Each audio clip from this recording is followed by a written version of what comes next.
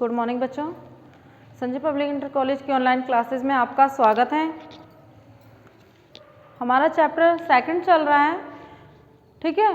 समाजशास्त्र में प्रयुक्त शब्दावली, सहकल्पना एवं उनका उपयोग, ठीक है। तो उसमें हमारा भाग 1 और 2 दोनों हो चुके कंप्लीट। अब हमारा भाग 3 चलेगा, ठीक है। तो इसमें आज हमारा पॉइंट है परिस्थिति और भूमिका। आज का हमारा जो टॉपिक है वो क्या है? परिस्थिति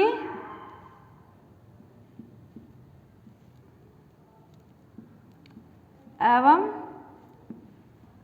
भूमिका।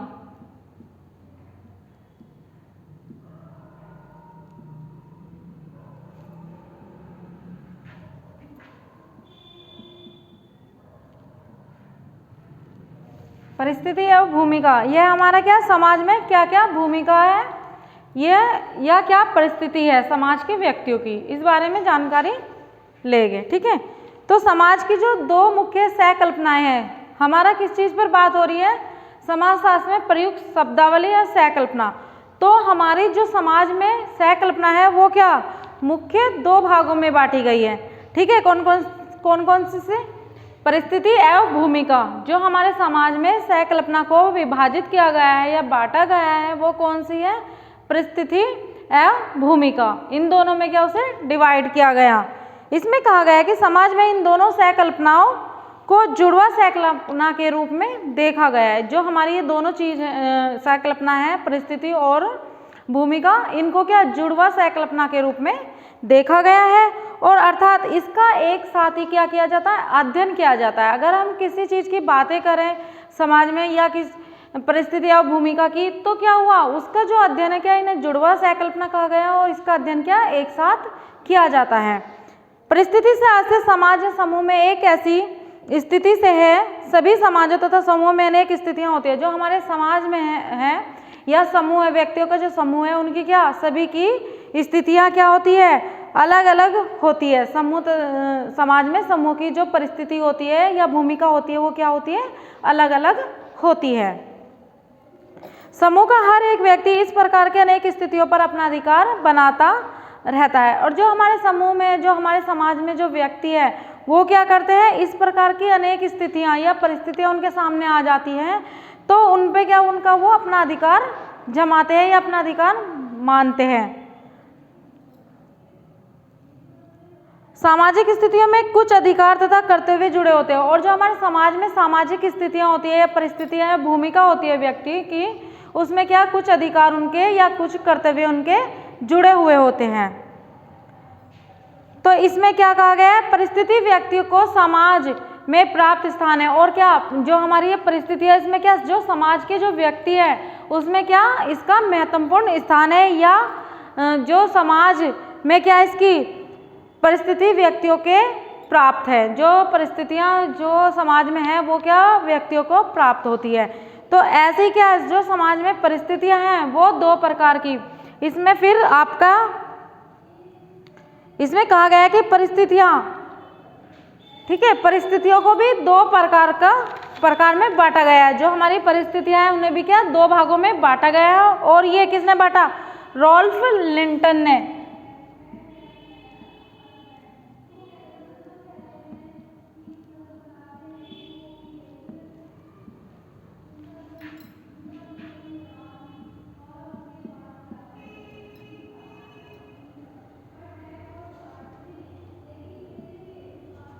परिस्थिति को 2 भागों में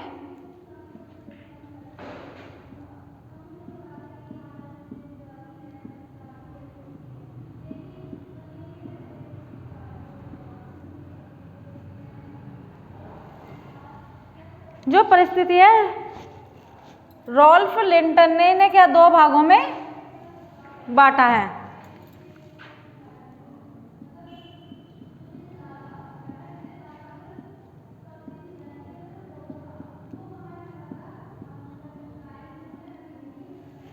कौन से 2 भागों में बांटा गया है? पदत्त परिस्थिति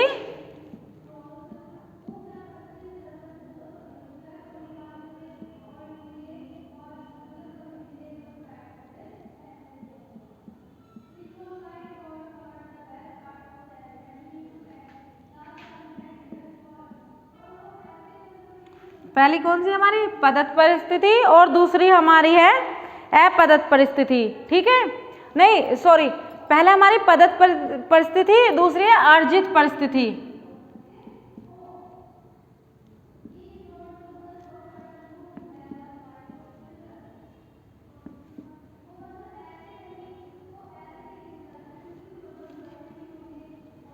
दूसरी कौन सी हमारी पदत्त परिस्थिति और अर्जित परिस्थिति। तो रॉल्फ लिंटन ने परिस्थितियों को दो भागों में बांटा गया है, ये आपको पता चल गया होगा, पदत्त परिस्थिति और अर्जित परिस्थिति। तो इसमें क्या है, यह जन्म आधारित, जो हमारी पदत्त परिस्थिति होती है वो क्या होती है, जन्म आधारित होती है।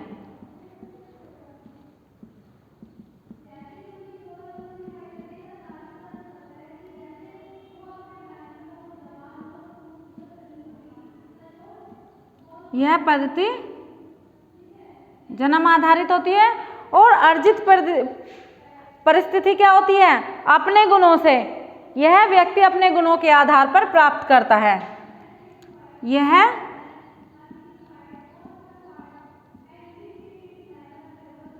अपने गुणों के आधार पर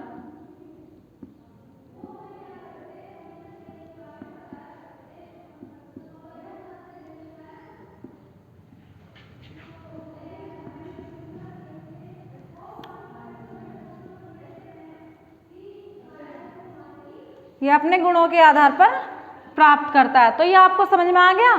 पदत्त परिस्थिति क्या है, ये जन्म पर ही आधारित होती है, मतलब जन्म से ही आधारित होती है। जो भी व्यक्ति जिस भी जाति में या प्रजाति में, जैसा आपको बताया था, तो क्या जन्म लेता है, तो ये क्या जन्म पर ही आधारित होती है।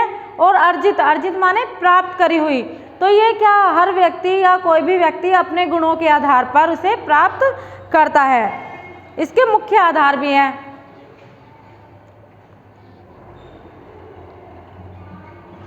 फिर है आधार, बिना किसी प्रयास स्वयं ही मिल जाती है। यह बिना किसी प्रयास के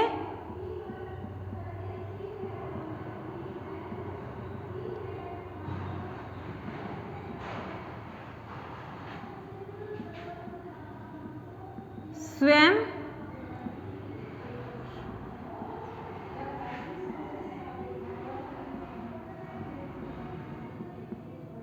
पदत्त परिस्थिति में कहा गया है जन्म से ही आधारित होती है और यह बिना किसी करे, बिना प्रयास करे ही क्या प्राप्त हो जाती है, मिल जाती है। इसमें कोई भी कठिन प्रयास नहीं करना पड़ता या कोई भी कार्य नहीं करना पड़ता, ये क्या होता है अपने आप ही स्वयं ये मिल जाती है। लेकिन इसमें क्या, इसमें प्रयास करना पड़ता है। ठीक है, ये बिना किसी प्रयास के स्वयं ही मिल जाती है और इसमें प्रयास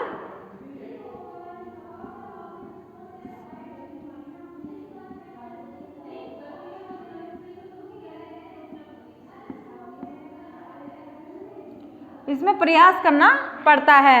और इसके क्या मुख्य आधार भी है।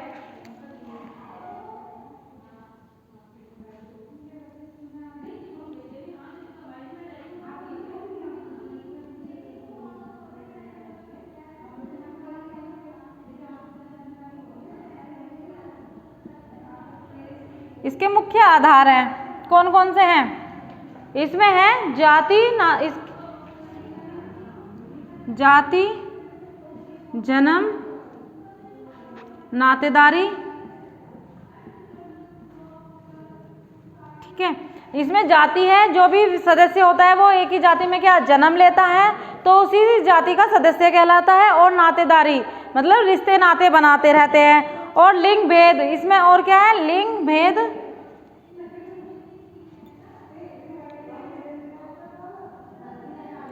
आयु भेद। ठीक है, तो ये सब क्या, इन सब पर इनका मुख्य आधार है पदत्त परिस्थिति का। ये क्या मुख्य आधार है, जन्म है, जाति है और नातेदारी है, लिंग भेद, आयु भेद है। इन सब में क्या लिंग, पुरुष स्त्री और आयु, जैसे मतलब कौन छोटा बड़ा है, सब क्या इनके आधार है और इसके भी मुख्य आधार है। इसके मुख्य जो आधार है वो अलग है। ठीक है, शिक्षा है एक, तो क्या है, शिक्षा, प्रशिक्षा,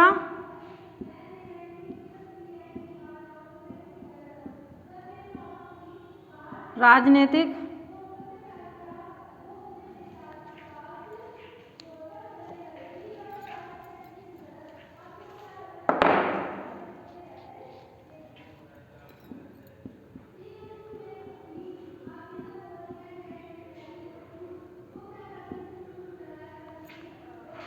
धन,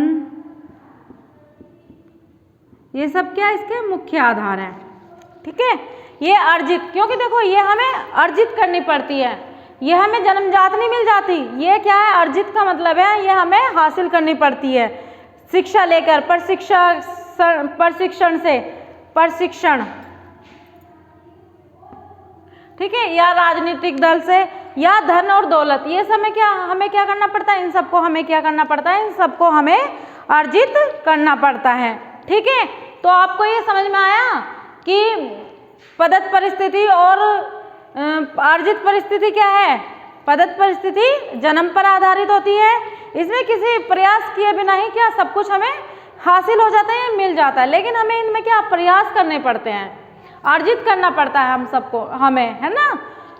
ठीक है, तो ये आपको समझ में आया इतना। आगे का टॉपिक हमारा,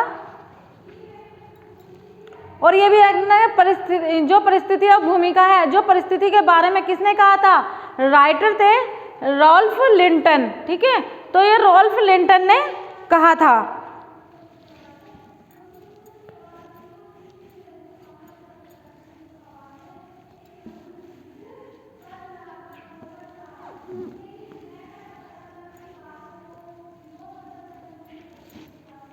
इसके बाद है हमारा परिस्थिति और भूमिका में ही परिस्थिति तथा प्रतिष्ठा।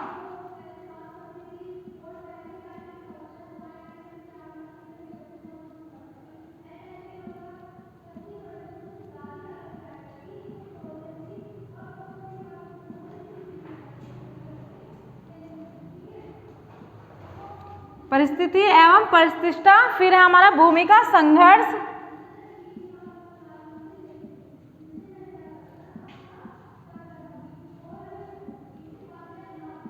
भूमिका संघर्ष,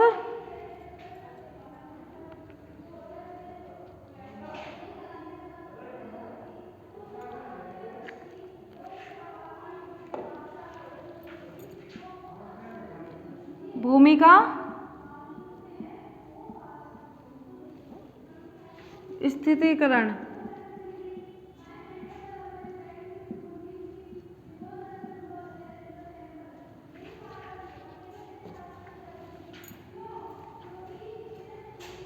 स्थिरीकरण। ठीक है, तो ये हमारे इसके टॉपिक है। परिस्थिति एवं प्रतिष्ठा, परिस्थिति एवं प्रतिष्ठा किसे कहा गया है, यह इसमें क्या, ये परिस्थिति और प्रतिष्ठा में पारस्परिक संबंध होता है, और इन दोनों में क्या पारस्परिक संबंध होता है। प्रत्येक परिस्थिति के साथ कुछ अधिकार तथा मूल्य भी जुड़े होते हैं, और प्रत्येक परिस्थिति होती है उसके साथ क्या मनुष्य का समाज में क्या कुछ मूल्य और स्थितियां भी जुड़ी हुई होती है, और उसी के कारण मूल्य को प्रतिष्ठामान के रूप में जाना जाता है। और इन मूल्यों को जो कुछ ये समाज में जो व्यक्तियों के साथ परिस्थिति या उनके मूल्य जुड़े हुए होते हैं, उसी के कारण इसको परिस्थिति के रूप में जाना जाता है। ठीक है, फिर है हमारा भूमि संघर्ष। इसमें क्या गया है, व्यक्ति की प्रतिष्ठा को ध्यान में रखते हुए समाज द्वारा अपेक्षा की जाती है कि उसे व्यक्ति की भूमिका माना गया है। एक छोटा बच्चा भी उसी रूप में व्यवहार करने लगता है जिस रूप में अन्य लोग उसके साथ व्यवहार करते हैं। तो भूमि संघर्ष का मतलब क्या है कि हमारे समाज में अगर कोई भी बड़ा व्यक्ति जिस प्रकार का व्यवहार करता है, तो उसी को क्या देखकर छोटा बच्चा भी उसी तरह का उसके साथ या उसी प्रकार से व्यवहार करता है। ठीक है, भूमिका संघर्ष से आशय है कि व्यक्ति की एक या एक से परिस्थितियों के साथ सहसंबंध भूमिकाओं की असंगत से है। जब किसी व्यक्ति की दो या दो से अधिक भूमिकाओं से विरोधी अपेक्षाएं की जाती है तो भूमिका संघर्ष का सामना करना पड़ता है। और भूमिका संघर्ष का मतलब है कि अगर हमारे समाज में व्यक्ति रहते हैं और व्यक्ति के बीच में अगर कहा सुनी हो जाए या कोई झगड़ा हो जाए, झगड़ा किसके बीच में होगा, एक से अधिक व्यक्तियों के बीच में क्या झगड़ा या विरोध उत्पन्न हो जाता है, तो उसका सामना क्या है, संघर्षता से किया जाता है। तो ये क्या है, संघर्ष की भूमिका कहलाता है। ठीक है। भूमिका स्थानांतरण। भूमिका स्थानांतरण से आशय है कि जिसके माध्यम से समाज के कुछ सदस्यों के लिए कुछ विशिष्ट भूमिकाएं दृढ़ रूप से ग्रहण कर ली जाती है। और हमारे समाज में पारस्परिक रूप से माना जाता है कि परिवार में पुरुष की भूमिका है। और इसमें क्या कहा गया है कि भूमिका स्त्रीकरण, मतलब हमारे समाज में क्या अलग अलग, मतलब हर व्यक्ति की क्या भूमिकाएं होती हैं, अपना अपना स्त्रीकरण होता है, मतलब उनका स्थान जो होता है वो अलग अलग होता है। ऐसे इसमें कहा गया है कि घर के बाहर जाकर धन कमाना तथा महिला की भूमिका, मतलब बाहर जाकर धन कमाना में महिला की भूमिका। इन्होंने कहा कि अगर वो घर में भी काम करती है और उसके बाद वो बाहर जाकर भी काम करती है तो उसकी क्या भूमिका है। घर की व्यवस्था करना या स्पष्ट कर देना कि आवश्यक है कि सामाजिक भूमिका और प्रतिष्ठाओं को स्थिर रखना तथा अपरिवर्तनशील मानना उचित नहीं है। सामान्य रूप से सामाजिक व्यक्ति उन अपेक्षाओं को समझने लगता है जो एक संस्कृति में किसी प्रतिष्ठा से संबंध होती है तथा वह उन भूमिकाओं को उसी रूप में संपन्न करने लगता है।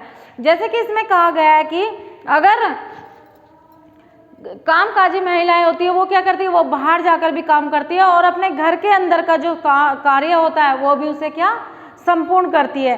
तो इसमें क्या भूमिका की क्या वो महिला की इसमें क्या भूमिका है, स्त्रीकरण है कि वो महिला जो अपने घर का काम भी करती है और बाहर जाकर वो और दूसरे काम भी करती है, जिसे कहा गया है कामकाजी महिला। ठीक है।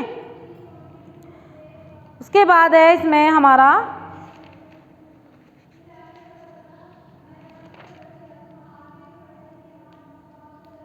मैंने आपको पढ़ा दिया सामाजिक परिस्थितिकरण के प्रकार या स्वरूप। ये कितने प्रकार के होते हैं, 2 प्रकार के होते थे, पदत परिस्थिति और अर्जित स्थिति परिस्थिति। ठीक है। तो ये दोनों मैंने आपको इसमें पहले समझा दिए टॉपिक में। उसके बाद है हमारी समाज एवं सामाजिक नियंत्रण।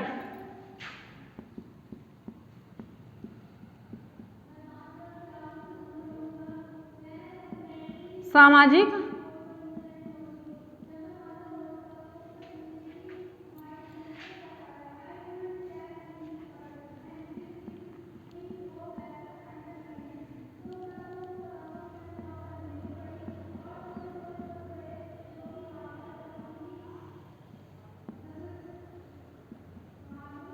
समाज और सामाजिक नियंत्रण। हमारे समाज में जो सामाजिक लोग रहते हैं, सामाजिक कोई भी व्यवस्था है, उस पर कैसे नियंत्रण किया जाए। ठीक है। तो इसमें सामाजिक संकल्पनाओं में सामाजिक नियंत्रण की संकल्पना का क्या महत्वपूर्ण स्थान है। यह एक ऐसी उपयोगी संकल्पना है जो सामाजिक नियंत्रण से आशय, मतलब इससे कुछ आशय है कि आशय जो है वो क्या साधनों से है। और इसमें कहा है कि जिन्होंने अपनाकर कोई समाज में अपने समाज के उद्दंड, मतलब जो भी कार्य गलत करते हैं, जो व्यक्ति अपने समाज में उद्दंडता फैलाते हैं या उपद्रवी सदस्यों को, इसमें क्या करते हैं, सदस्यों को सही राह पर लाने की बात कर गई है। ठीक है। तो ये क्या है, सामाजिक और सामाजिक नियंत्रण का मतलब है कि हमारे समाज में जो भी उपद्रव है या खराब लोग हैं तो उनको क्या सही राह पर लाने की बात की गई है। सामाजिक नियंत्रण एक ऐसी प्रक्रिया है जिसके द्वारा समाज में व्यवसाय स्थापित होता है और एक साथ ही इसका निर्माण किया जाता है। मतलब एक साथ होकर एक साथ ही इस व्यक्ति हम क्या करते हैं, समाज का निर्माण करते हैं। अगर कोई भी बातें हो जाती है उसको क्या करते हैं, नियंत्रण करने की कोशिश करते हैं, और या कोई भी अपने नियमों का उल्लंघन करते हैं तो उसको उस उल्लंघन की जो बातें होती है, मतलब उल्लंघन कर रहा है जो व्यक्ति, तो उसको क्या दंड दिया जाता है और इन नियमों का उसे पालन करने के लिए निर्देश दिए जाते हैं। ठीक है। फिर हमारे सामाजिक नियंत्रण की आवश्यकता। सामाजिक नियंत्रण का आवश्यक एवं महत्व। ठीक है बेटा। तो ये आपको सामाजिक नियंत्रण वाला तो समझ में ही आ गया होगा। समाज और सामाजिक नियंत्रण, जब समाज में व्यक्ति रहते हैं तो वो क्या करते हैं, सामाजिक नियंत्रणों का भी पालन उन्हें करना पड़ता है। ऐसे ही सामाजिक नियंत्रण है उसके महत्व।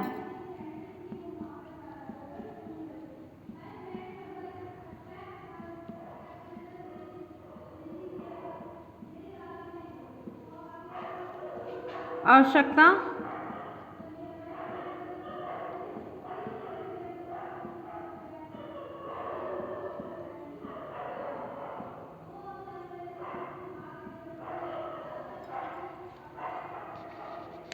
तो इसमें क्या कहा गया कि हमारे जो सामाजिक नियंत्रण है और उसकी आवश्यकता है, उसके महत्व को काफ़ी महत्वपूर्ण भूमिका इसमें निभाई गई है।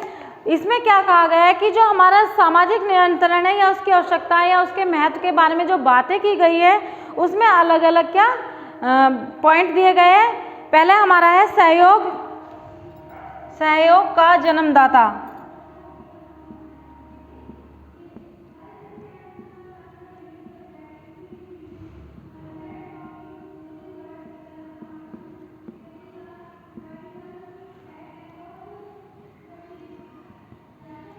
सहयोग का जन्मदाता, समाज के विकास और कल्याण के लिए सहयोग की आवश्यकता होती है या सहयोग को विशेष महत्व दिया गया है। ठीक है, क्योंकि जो हमारा समाज है और उसमें क्या हम एक दूसरे की क्या करते हैं, सहयोग करते हैं, तो उससे सहयोग को क्या किया गया, विशेष महत्व दिया गया है। समाज में सहयोग की स्थापना में सामाजिक नियंत्रण की विशेष भूमिका है। और समाज में क्या है, सहयोग की जो समाज में जो नियंत्रण होता है उसमें सहयोग की महत्वपूर्ण भूमिका निभाई गई है। समाज नियंत्रण के कारण यदि किसी सहयोग इच्छा से प्राप्त होता है तो कभी बलपूर्वक, दोनों प्रकार के सहयोग से समाज को लाभ होता है। मतलब इसमें कहा गया है कि सामाजिक नियंत्रण के लिए अगर सहयोग की इच्छा से, मतलब कोई भी अपनी इच्छा से सहयोग कर रहा है या मतलब उस पर बल देकर, मतलब उसे जोर देकर उससे सहयोग की अपेक्षा की जा रही है या सहयोग लिया जा रहा है, तो वो क्या समाज के लिए क्या होता है, दोनों ही प्रकार से लाभदायक सिद्ध होता है। उसके बाद है सामाजिक संगठन में स्थायित्व।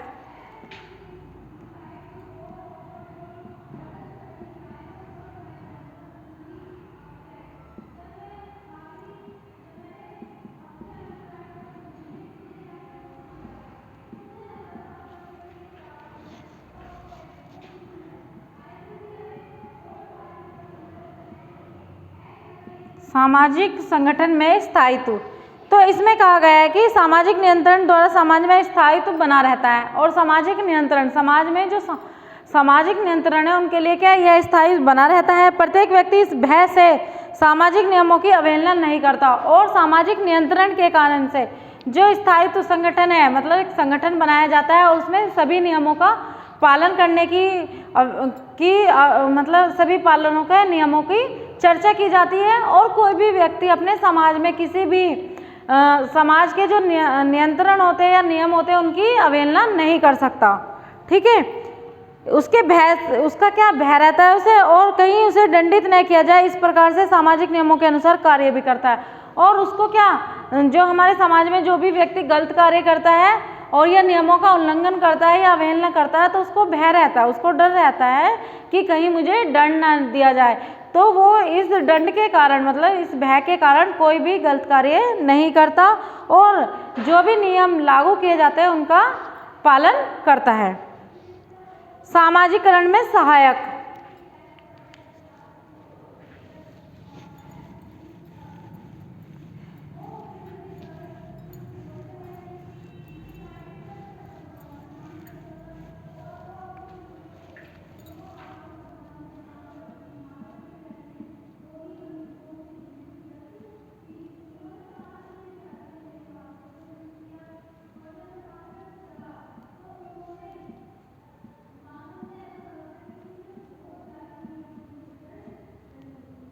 सामाजिकरण में सहायक,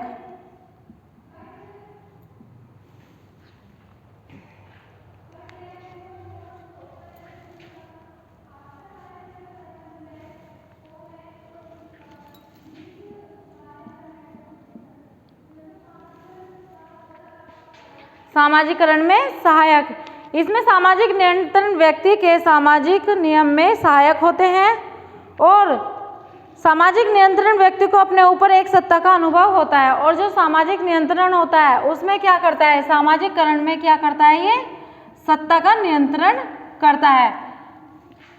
ठीक है, तो इन्होंने अपने क्या समाज में जो नियंत्रण किए जाता है, या सामाजिक नियंत्रण के लिए क्या कहा गया है कि जो मनुष्य होता है वो अपने सभी नियमों का पालन करता है, उसका उल्लंघन नहीं करता, और उसमें वह समाज के अनुकूल ही अपने आचरण को ढाल लेता है, या अपने आचरण को ढालने तथा समाज द्वारा स्वीकृत मान्यताओं के अनुकूल व्यवहार करने का प्रयास करता है।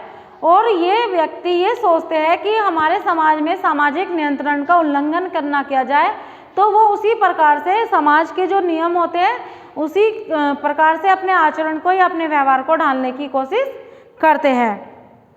समाज में एक रूपता लाने में सहायक।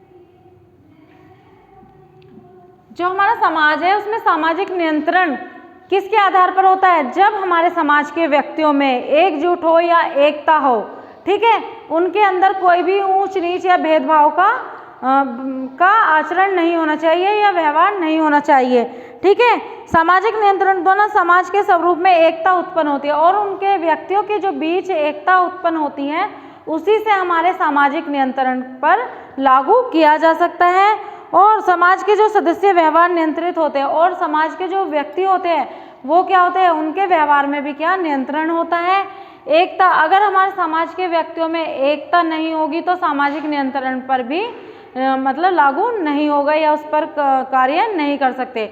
समाज में नियंत्रण की स्थिति भी तभी बनी रहेगी जब हमारे समाज के जो व्यक्ति होते हैं उनके अंदर एकता हो, ठीक है।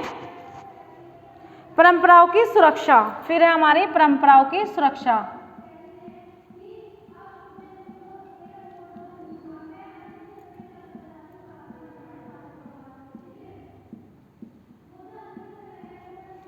परंपराओं की सुरक्षा, तो हमारे समाज में जो नियंत्रण लागू किया गया है उनमें क्या परंपराओं का भी एक अंग माना गया है। परंपराएं, जो परंपराओं की सुरक्षा हो वो एक अंग माना गया, वो भी हमारे सामाजिक नियंत्रण का एक हिस्सा है। इस कारण कोई भी व्यक्ति उन्हें भंग करने का साहस नहीं करता, और कोई भी व्यक्ति जो परंपराओं की जो परंपराएं होती है उन्हें भंग नहीं कर सकता। अगर कोई भी हमारे समाज में अनेक जाति के अनेक वर्ग के लोग रहते हैं और सबकी क्या परंपराएं अलग अलग होती है, और सभी को उनके परंपराओं का पालन करना पड़ता है, मतलब उन्हें कुछ वो नहीं कह सकते, उन्हें भंग करने की कोशिश नहीं कर सकते। जो भी जिस वर्ग या जाति की परंपराएं होती है वो उनको मतलब अपनी परंपराओं को मानते हैं, और दूसरे व्यक्ति उस परंपराओं का उल्लंघन नहीं कर सकते, ठीक है। अनौपचारिक साधन परंपराओं की रक्षा के लिए विशेष रूप से सहायक होते हैं, और जो अनौपचारिक साधन होते हैं वो जो परंपराएं होती है हमारे समाज में तो उनकी क्या वो सुरक्षा करने की कोशिश करते हैं या सुरक्षा में सहायक होते हैं, ठीक है। संस्कृति की सुरक्षा, फिर है संस्कृति की सुरक्षा।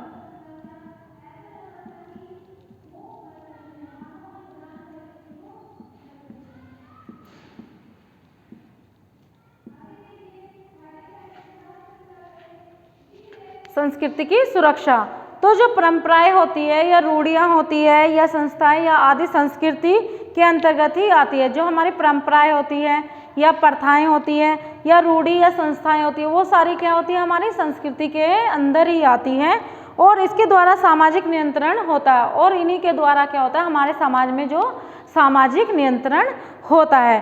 कोई भी व्यक्ति सामाजिक नियंत्रण के रूप में भय से उनका उल्लंघन करने का साहस नहीं करता, और जो हमारी संस्कृति होती है, रूढ़ियाँ होती हैं, तो कोई भी व्यक्ति उनका क्या उल्लंघन नहीं कर सकता। इससे संस्कृति की सुरक्षा होती है, ठीक है। और उनके अंदर क्या मन के अंदर भय हो रहता है कि अगर हमने अपनी संस्कृति या अपनी रूढ़ी या परंपराओं का उल्लंघन करेंगे तो हमें दंड दिया जाएगा, तो उनके भय से वो क्या उनका उल्लंघन नहीं करते और अपनी संस्कृति की सुरक्षा करते हैं। सामाजिक सुरक्षा, फिर है हमारा सामाजिक सुरक्षा।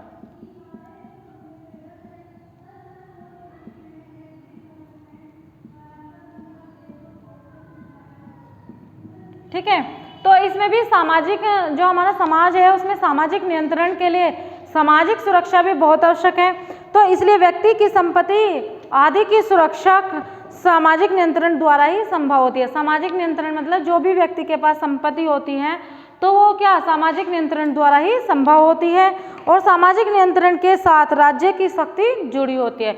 जो सामाजिक नियंत्रण होते हैं उसमें क्या होता है, राज्य की जो शक्तियाँ होती है वो जुड़ी हुई होती है। इसलिए कोई भी व्यक्ति किसी अन्य की संपत्ति का हरण नहीं कर सकता, मतलब उसे जो व्यक्ति की संपत्ति होती है दूसरा व्यक्ति उसे छीन नहीं सकता, क्योंकि उसमें राज्य की जो शक्तियाँ होती है वो मिली हुई होती है, राज्य की शक्ति उन्हें प्राप्त होती है। इसी कारण इससे भी व्यक्तियों के अंदर क्या भय रहता है कि अगर हम किसी की संपत्ति पर या जमीन पर कब्जा कर लेंगे तो कानून हमें क्या करेगा, दंड देगा। इसलिए उसे यह भय रहता है और वो सामाजिक सुरक्षा करता है। ठीक है बेटा, इसको जो हमारे सामाजिक नियंत्रण है उसको 2 भागों में बांटा गया है।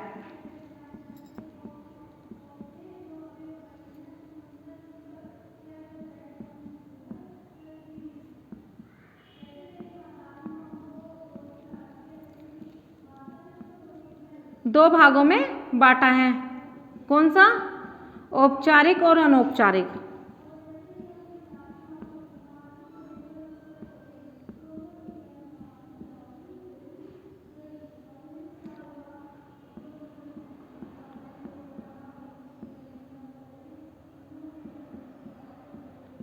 ठीक है, अनौपचारिक, औपचारिक व अनौपचारिक 2 भागों में से क्या बांटा गया है। तो इसमें भी क्या अनौपचारिक और औपचारिक में भी क्या नियंत्रण होते हैं। तो इसमें कहा गया है कि औपचारिक नियंत्रण अत्यधिक स्पष्ट होते हैं। जो हमारे औपचारिक नियंत्रण होते हैं वो अधिक स्पष्ट होते हैं और जो अनौपचारिक नियंत्रण होते हैं अचेत रूप में होते हैं। ठीक है, इसमें कहा गया औपचारिक नियंत्रण संगठित एवं कठोर होते हैं, जबकि अनौपचारिक नियंत्रण असंगठित और अकठोर होते हैं। मतलब जो हमारा औपचारिक नियंत्रण होते हैं उसमें क्या कठोरता पाई जाती है या उनमें वो क्या आसानी रूप से नहीं हो सकते। ठीक है, औपचारिक नियंत्रण मुख्य आधुनिक समाजों की प्रमुख विशेषताएं होती है। जो औपचारिक नियंत्रण होते हैं उनमें क्या प्रमुख विशेषताएं, जो हमारे समाज में प्रमुख विशेषताएं होती हैं वो पाई जाती है। और अनौपचारिक में क्या हमारे समाज की विशेषताएं नहीं पाई जाती। इन पर क्या नियंत्रण परंपराएं एवं प्राचीन समाजों में ही पाया जाता है। तो इनकी जो परंपराएं होती हैं उन पर क्या नियंत्रण किया जाता है। और अनौपचारिक नियंत्रण को बदलना होता है वो सरल कार्य नहीं हो सकता। मतलब इसमें क्या कठिनाई से कार्य किया जाता और ये सरलतापूर्वक किया जा सकता है। या इसमें औपचारिक नियंत्रण से संबंधित नियम राज्य या उसके द्वारा अधिकृत किसी प्रशासन संगठन द्वारा बनाए जाते हैं और अनौपचारिक नियंत्रण संबंधी सभी नियम एवं व्यवहार संहिता समाज द्वारा निर्मित होते हैं। जो इसमें व्यवहार होते हैं वो क्या सरकार द्वारा बनाए जाते हैं या राज्य द्वारा बनाए जाते हैं और ये व्यक्तियों द्वारा बनाए जाते हैं। ठीक है,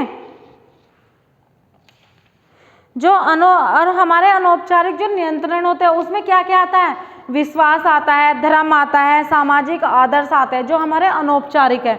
चलो पहले मैं आपको औपचारिक के बारे में ही बताती हूँ। इसमें क्या आता है, हमारा शिक्षा आता है। औपचारिक में क्या आता है, हमारा शिक्षा आता है, प्रचार आता है,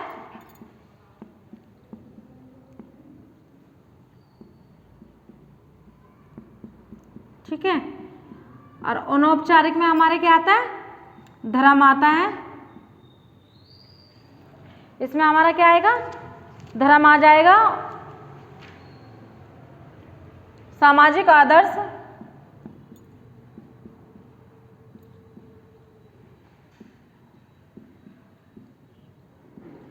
ठीक है। इसमें कानून, राज्य, ठीक है, सामाजिक सुझाव,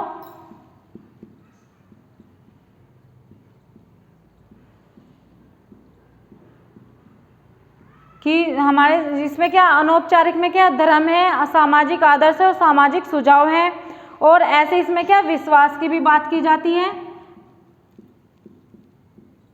ठीक है, तो ये हमारे क्या औपचारिक नियंत्रण, जो हमारे समाज में नियंत्रण को क्या 2 भागों में बांटा गया, औपचारिक और अनौपचारिक। जो औपचारिक होते हैं उसमें क्या होती है, शिक्षा होती है, प्रचार होता है, कानून होता है और राज्य होता है। ठीक है, तो ये सारे क्या हमारे इसी के अंदर आ जाते हैं। अनौपचारिक में क्या आता है, हमारा धर्म आ जाते हैं, सामाजिक आदर्श।